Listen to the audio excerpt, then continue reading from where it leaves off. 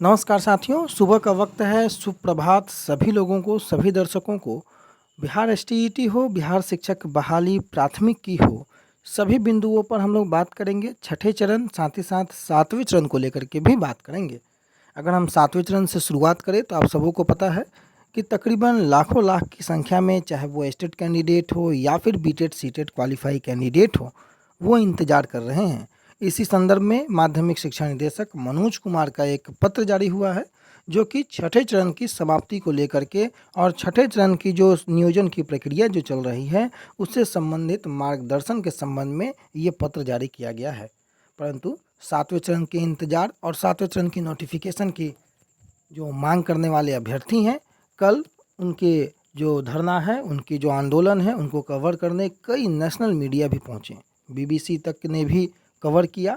कई न्यूज़ 18 है या फिर जी बिहार झारखंड है, जो रीजनल चैनल है, उन्होंने भी उनके मुद्दे को कवर किया।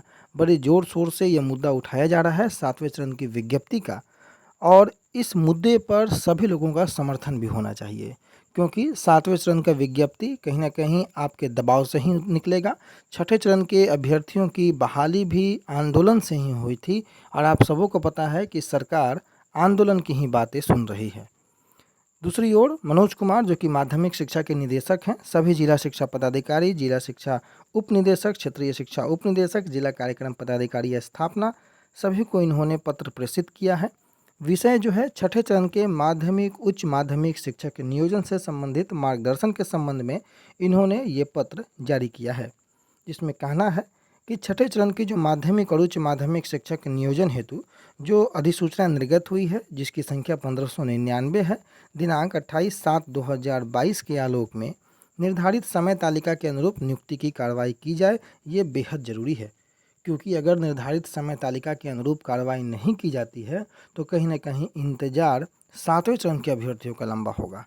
पिछले कई बार का जो नियोजन का शेड्यूल है, लगातार बदला गया है।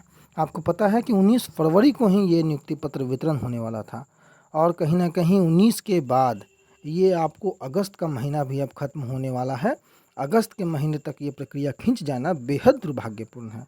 लेकिन माध्यमिक शिक्षा के निदेशक ने पत्र जारी करके ससमय प्रक्रिया को पूरे करने को लेकर के कार्रवाई करने की बातें कही हैं, और इस क्रम में एस्टेट 2011 के जो उत्तीर्ण अप्रशिक्षित अभ्यर्थी हैं, जिन्होंने वर्ष 2017-19 सत्र में दिनांक 26/9/2019 तक बीएड की परीक्षा उत्तीर्ण कर ली है, उनसे आवेदन जो प्राप्त हुए हैं उसके दावे के रूप में स्वीकार करते हुए जो मेरिट लिस्ट है उसमें स्थान देते हुए दिनांक 3/8/2022 को मेधा सूची का प्रकाशन किया जाए एवं अग्रेतर कार्रवाई सुनिश्चित की जाए, ऐसा निर्देश माध्यमिक शिक्षा निदेशक का है।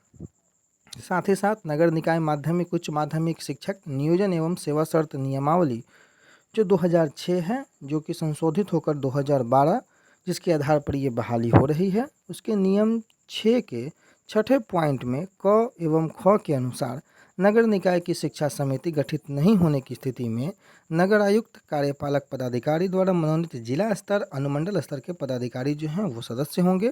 और अनुरोध किया गया है कि जो उपरोक्त दिशा निर्देश दिए गए हैं उसके आलोक में विभागीय अधिसूचना संख्या 1599, जो कि 28/7/2022 के द्वारा निर्धारित जो समय तालिका है उसके अनुसार नियुक्ति की कार्रवाई पूर्ण की जाए और इसे अत्यावश्यक समझा जाए। हस्ताक्षर मनोज कुमार, जो कि निदेशक हैं माध्यमिक शिक्षा के, 3/8/2022 यानी कि कल के डेट में यह पत्र निर्गत किया गया है।